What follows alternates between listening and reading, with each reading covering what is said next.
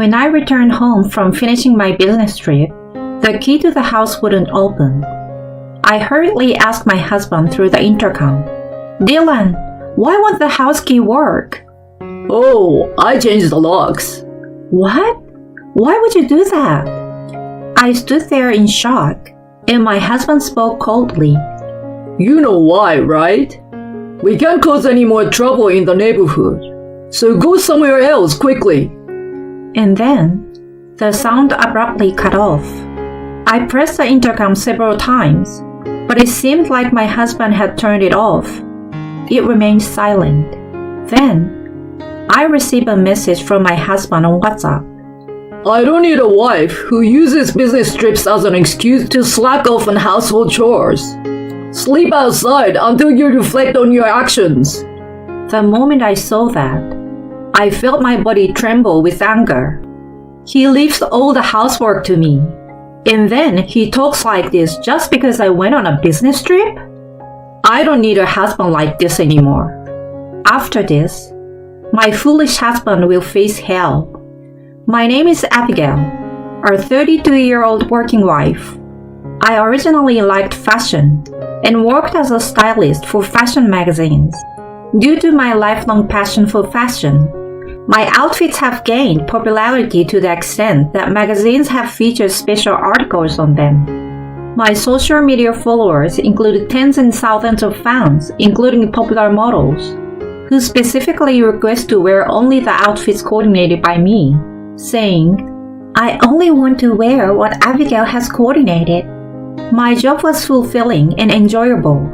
As I worked with dedication, I had unknowingly turned 30. My friends, concerned about me not having a boyfriend and being focused on work, decided to introduce me to someone. It was there I met Dylan, who would later become my husband. Dylan is a salaried employee at a major cosmetic company's sales department. I instantly liked him at first sight because of his charming smile. He too took an interest in my work, and as we went out to eat together, our relationship began. Amidst our busy work schedules, we managed to fit in dates, and after a year and a half of dating, Dylan said this to me, "Abigail, will you marry me?" "Huh? Really? I'm so happy!" To be honest, I thought the proposal was a bit farther down the road, so I was surprised but delighted. "But Dylan, I love my job. I want to continue working even after we are married." Dylan then smiled and replied, "Of course. You shine when you work hard. Please stay that way even after we get married." "Thank you, Dylan." And so, I accepted his proposal, becoming his fiancé. Afterward, we arranged a meeting between both families, and there were no significant issues, so we had our wedding. We rented an apartment at the midpoint between our workplaces and started living together. The first month or so felt like our honeymoon, and we were happy. However, gradually, I began to feel a certain dissatisfaction. That dissatisfaction was the fact that Dylan didn't do any housework at all. For example, one day, Dylan, who woke up more slowly than me, began to leisurely eat the breakfast I had prepared. "Hey, could you make some coffee? Black is fine." Dylan saying such things as he read the newspaper. I made him a cup of coffee and started tidying up the finished laundry. Of course, Dylan made no attempt to help, and he left the dishes from the meal as they were and headed for the shower. In the meantime, I finished the laundry and cleaned up breakfast for both of us. After that, we both leave for work at the same time. I often come home later. Even though Dylan gets home first, he just lies lazily on the sofa. "Hey, Abigail, make dinner quickly. I'm starving." While feeling a bit irritated by his words, I quickly prepared dinner. Dylan ate in silence while looking at his smartphone. "Hey, can you stop using your phone during mealtime and have a conversation with me?" "Quit nagging. It's not a big deal, right? Even when I bring it up, he doesn't stop using his smartphone while eating. After finishing the meal, he goes to take a bath without clearing the dishes. He watches TV and drinks beer while I'm doing the cleanup and the bathroom cleaning. Then, while I'm still not done with all the household chores, he heads to the bedroom by himself. This kind of life continued for several months, and I was accumulating stress. At first, I thought, I'm a wife, so I should do things properly, and I tried my best. But my patience had reached its limit with Dylan, who wouldn't do household chores no matter how many times I asked. I finally decided to have a conversation with my husband. Hey Dylan, I have something important to discuss. Huh? What? You suddenly sound serious. I want to have a proper conversation about dividing household chores. Right now, I'm doing everything right. Can't you help out a bit?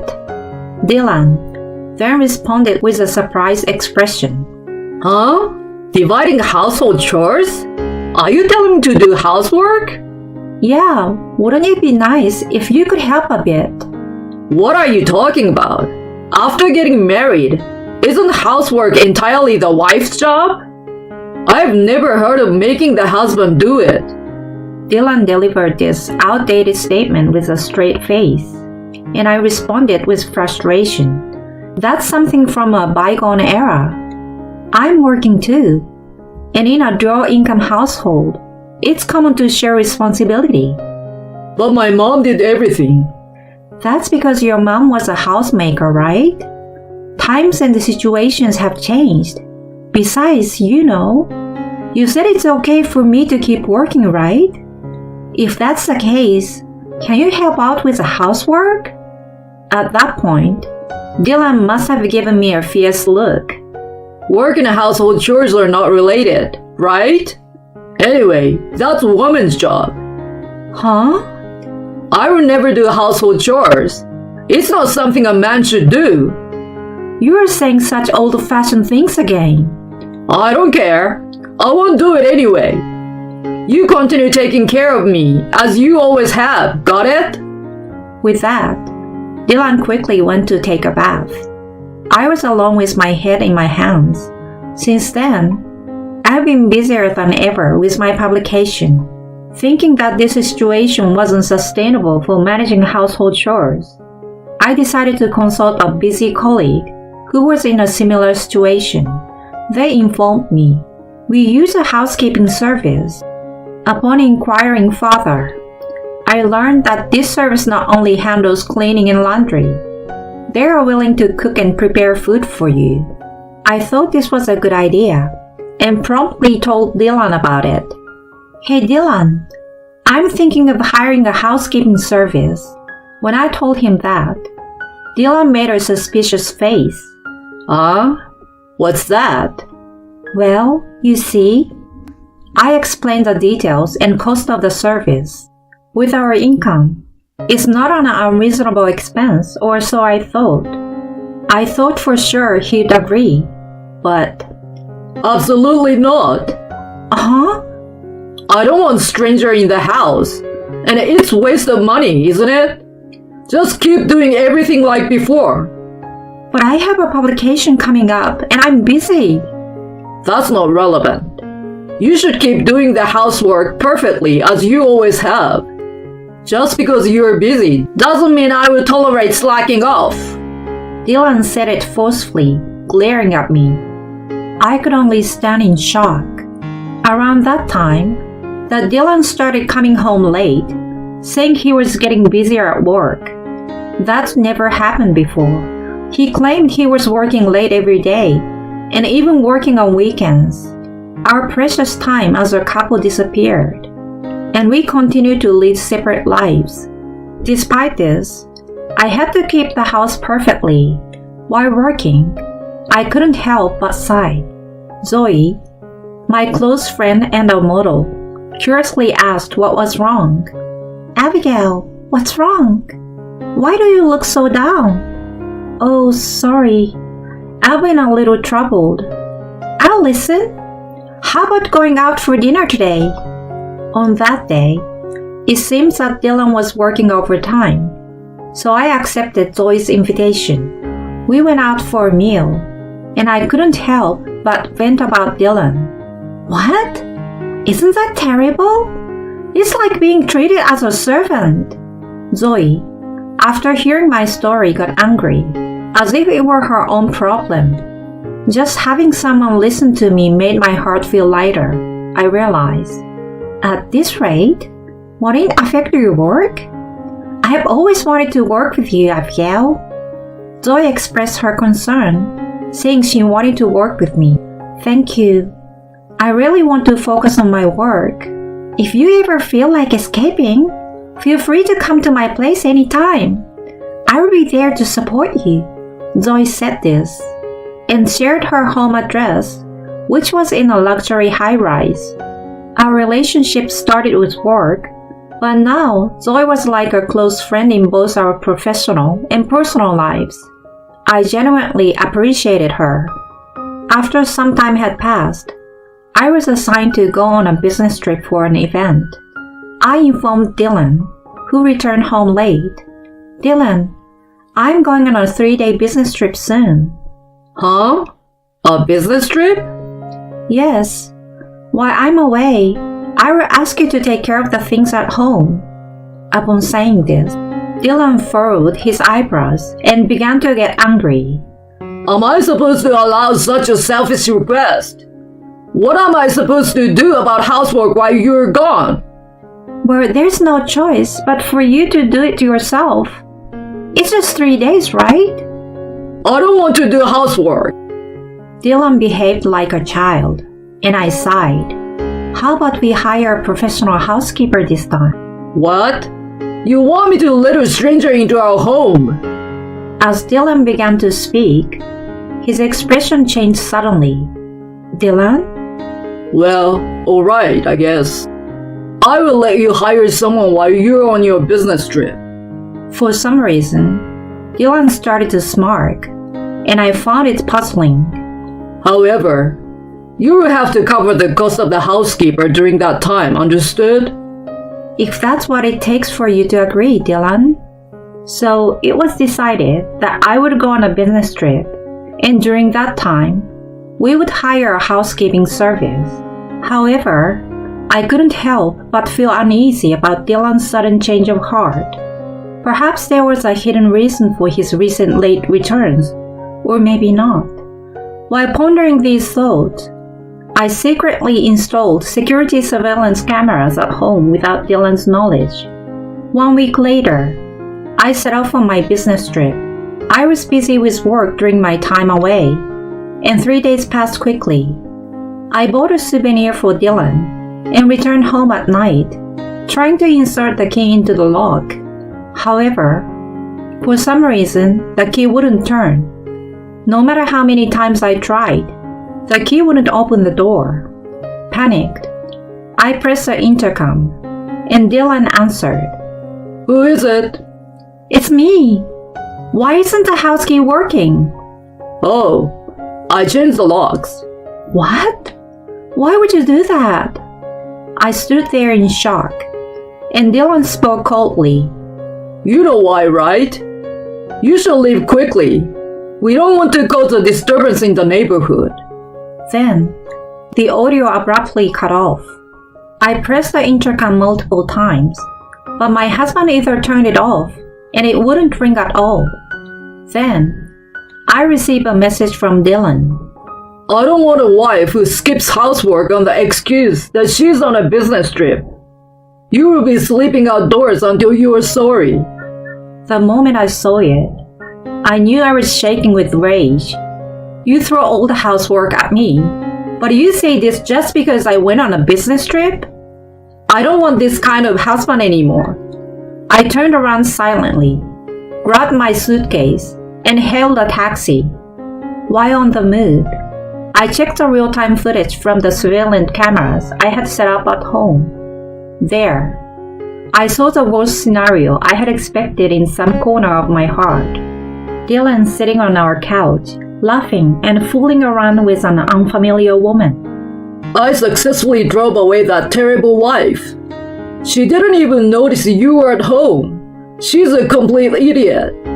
Way to go, Dylan! I'm gathering evidence that she's neglecting housework, and then I plan to divorce her. After that, we can be together, Natalie. Dylan, I'm so happy. I'll be a good wife. Watching this, I felt more disgust than shocked. These two were openly engaging in inappropriate activities in our home. I made sure to record it. After some consideration about where to go, I contacted Zoe. She invited me to her home, and I explained the whole situation to her. Zoe smiled slightly and said this. Your husband was a sales department manager at Sleek Cosmetics, right? Yes, he was. But at that moment, Zoe started making a phone call. A few minutes later, an elegantly dressed older lady appeared at Zoe's house. This is my mom. Well, Mom? Afterward, Zoe shared something shocking with me. The next day, I returned home. This time, Dylan let me into the house without any resistance. What's gotten into you? Have you finally come to your senses? I responded firmly to Dylan's remark. You should be the one reflecting. Huh? I caught Dylan off guard and presented him with a signed divorce agreement. I can't go on with you anymore. Please, let's get a divorce. Upon hearing this, Dylan let out a snort. Did you think I'd back down just because you handed me a divorce agreement? Oh well, I will get a divorce. With a smirk, he signed it and handed it back to me. Well then, please come in. I called out to the door, and Zoe and her mother arrived together. Huh? Wait a minute. Zoe, the model? Why are you here? Wait, the president? Dylan's face turned pale. Yes, Zoe's mother was the president of the cosmetics company Dylan worked for. Zoe called her in, and the president was kind enough to listen to me. And after seeing the evidence of my husband's infidelity that I presented, she said, "Leave it to me." Hello, Dylan. I'm well aware of your situation. As the president stated this calmly, my husband began to sweat profusely. Yes, but why are you here? I heard that my daughter's best friend is going through a tough time. Zoe and you are related?